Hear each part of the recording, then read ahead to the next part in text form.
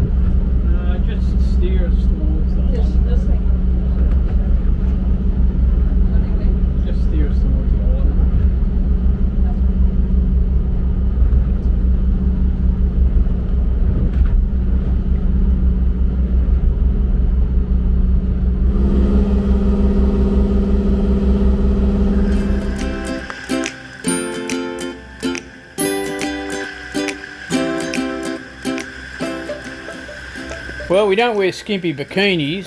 Hell, it frightens me when I take my shirt off. There's definitely no one pregnant here.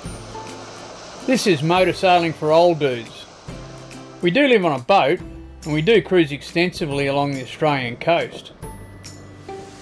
Join us and visit some great destinations. Learn how to look after a boat and live off grid. It might even get you enthused to do the same thing.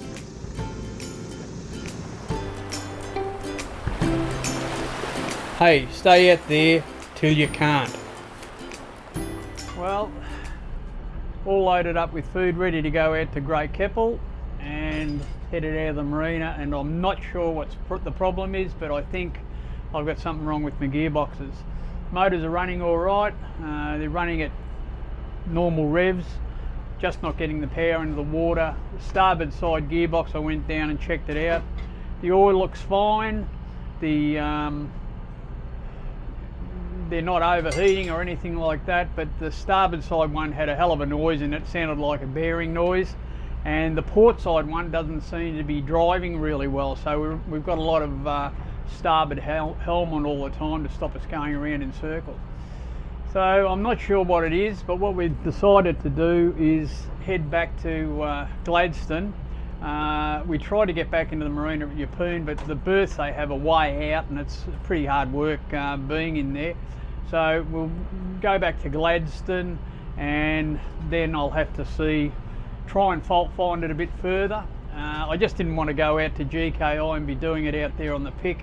We've got a lot of wind coming in a day or two as well, so we're going to head back to the Narrows and up to Gladstone tonight, and then I'll have to try and work out what's wrong with the gearboxes, or if it is the gearboxes. I'm pretty sure it is, but I'll have to fault find it a bit further and then probably rip them out and get them serviced or put new ones in, I suppose. So anyway, makes you wonder sometimes. Always a little bit hard work with older boats, just keeping everything up to them. Like you do all the service and you change the oil, you do everything you can, but when we were coming back from GKI into the marina, we did hear a nasty crunch out the back and thought we'd sort of hit something, but maybe it was something letting go in the gearboxes. I don't know. You've done a few hours now, but you'd hope that they'd do a bit more than that. But anyway, we'll fault find it a bit further, and at least in the marina at Gladstone we'll be pretty comfy and be able to get things done, I guess. Bugger is all I can say. This is Picnic Island. It does absolutely look so delightful. I'd love to have a picnic here, but no, we are working on the motor today, and no picnic for us.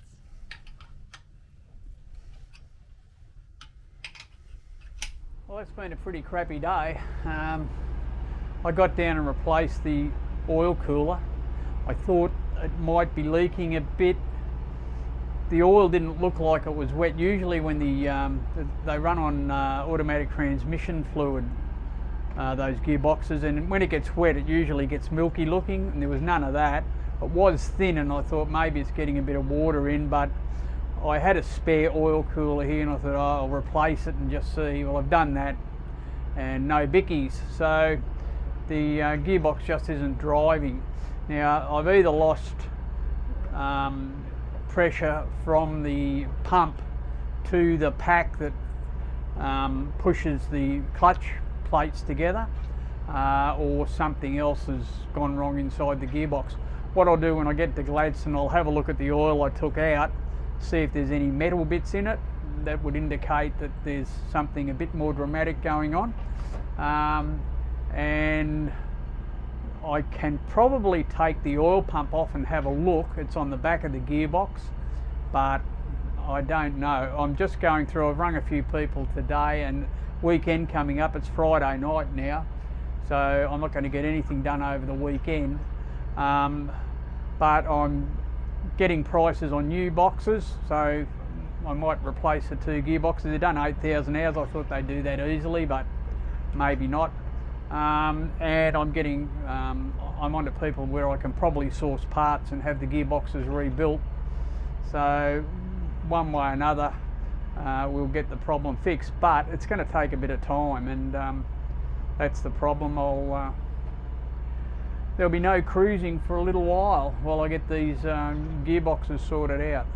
And touch wood, the starboard side motor and gearbox are still functioning perfectly, so hopefully they get us back down to Gladstone.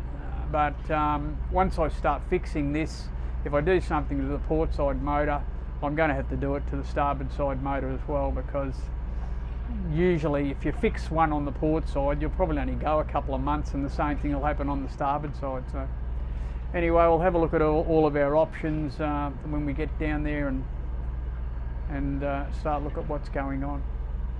Anyway, not what we should be sitting out at Great Keppel at the moment having sundowners watching lovely sunset, but that's not going to happen. We're just limping down to Sea Hill at the moment. The weather's with us. We've got the wind's gone round to the north a bit, which is good for what we're doing, but we are going to have to get through the Narrows tonight. Midnight is high tide at the cattle crossing, so we're going to be doing the Narrows in the dark, which is no big deal. It's pretty well lit, so I'll show you how we do it in the dark. Well, the sun's gone. Hasn't been a great day. We're just coming up to Sea Hill now. I'm going to have to anchor there. I'll try and get Ted ashore in the dark. It'll be fun, but anyway, we'll get that done and give him a bit of a walk, and then we're going to have to wait there for probably 2 or 3 hours before we get high tide on the cattle crossing to get through. So it's going to be a little bit of a chore getting through there. We should be able to do it on the one motor and just take it easy, and we'll see how we go. Anyway, nothing like a bit of drama to stop you having a good time. It's a very dark night tonight, so this trip through the Narrow will be on instruments and lights. But at least there's not much wind, the weather's pretty kind, so that's good. And we will be getting a bit of tide as we head up. Plan will be to get up to near the cattle crossing when we're still in deep water, and drop the pick and wait until there's enough water over it for us to get past. We're coming up on the cattle crossing just now, and this is all we've got to go by.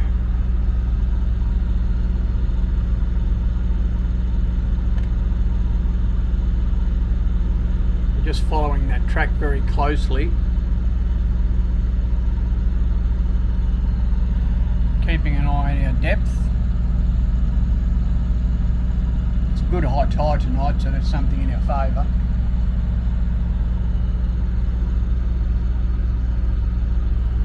And just keeping a lookout on the radar for any obstacles.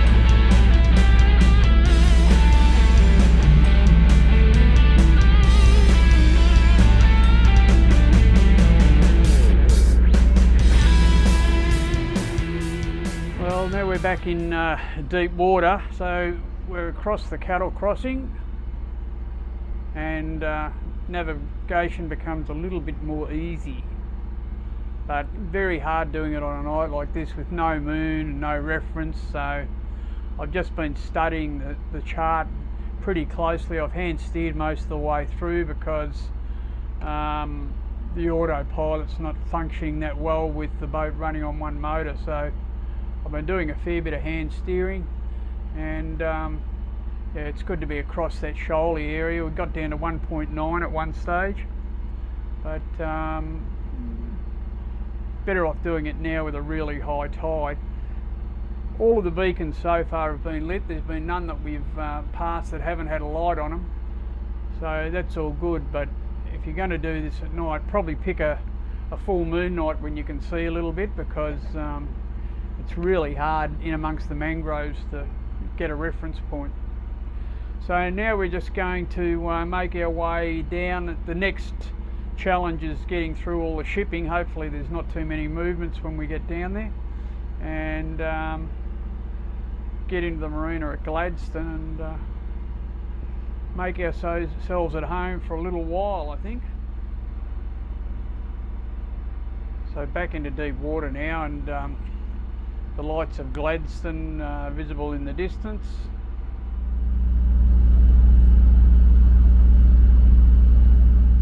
I just contacted Gladstone VTS, and there doesn't seem to be any shipping for another couple of hours, which will give us time to get down to the marina in good time.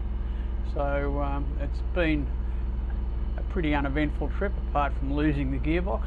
But we got through the Narrows okay, and now all we're going to do is navigate through the port and into the marina. I tell you what, I'll be glad to get the boat tied up and get the head down for a bit of sleep.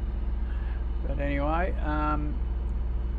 we have got that redundancy of the two engines. It's been good. So even though we lost the gearbox and couldn't do much about it, we've been able to get down to Gladstone on the other motor, and that's one good thing about having twin motors, I guess. So you have got that redundancy. If we only had the one motor, we'd be towed somewhere for sure.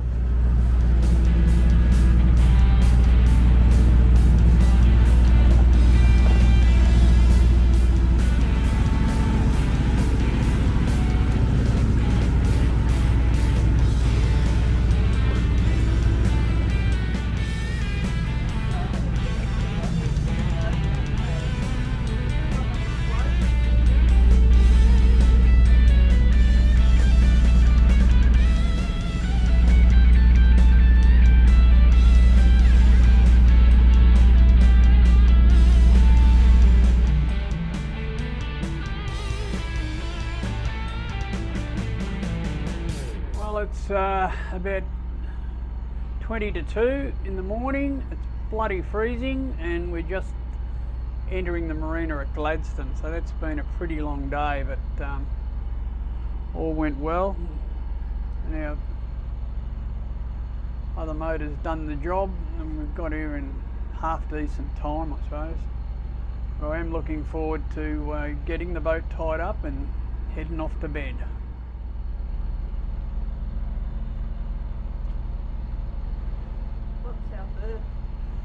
Same one as we were in last time. Oh, really? Yep.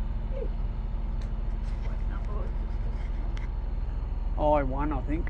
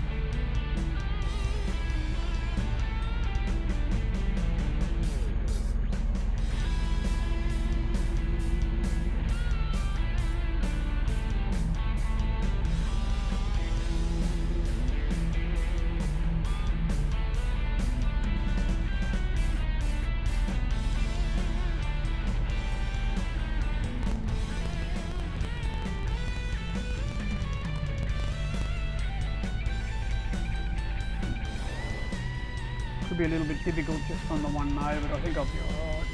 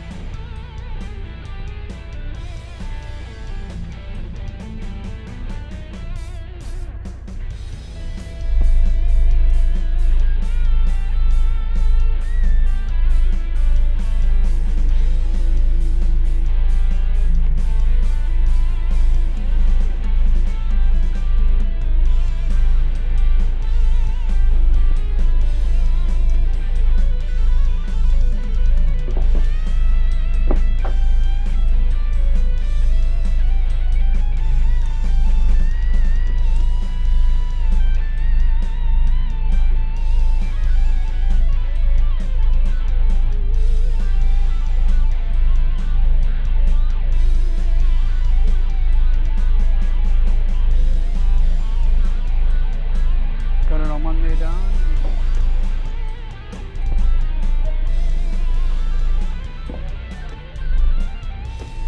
Good. Woohoo!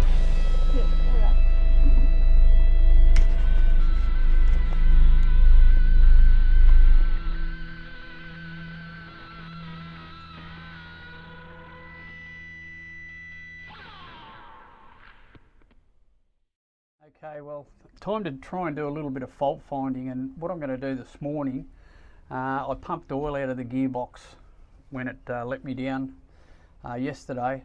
So what I've done, I've just got a funnel and I've put a bit of rag in it and pegged it on, and what I'm going to do is just pour the oil through this rag and see whether there's any metal particles in the gearbox oil. That'll give me a bit of an idea of what's going on with it. So let's go and do that.